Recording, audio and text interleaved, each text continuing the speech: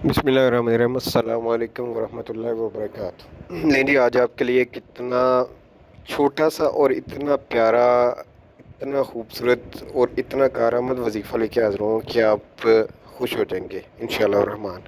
छोटा सा अमल है, मैं भी करता हूँ, आप भी करें।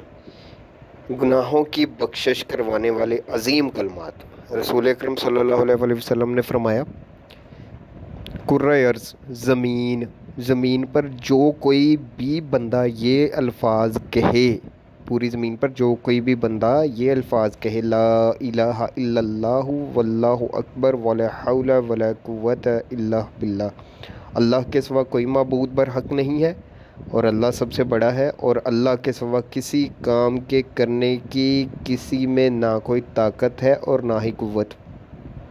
ये कलमात कहने, होना क्या है, इसके छोटे गुनाह बख्श दिए जाएंगे, यानी सगीरा गुनाह बख्श दिए जाएंगे, अगरचे समंदर की झाग की तरह बहुत ज़्यादा ही हो। सर जी, छोटा सा कलमा है, एक दफ़ा आपने पढ़ लिया है, अब रूटीन में पढ़ने के लिए इसका स्क्रीनशॉट लेके रख लें या इस वीडियो को सेव कर लें, ख़ुद भी पढ़ें, घर के दूसरे अफराद को भी पढ़ने की तलकीन करें। अस्सलाम वालेकुम वरहमतुल्लाहि वबरकातुहू।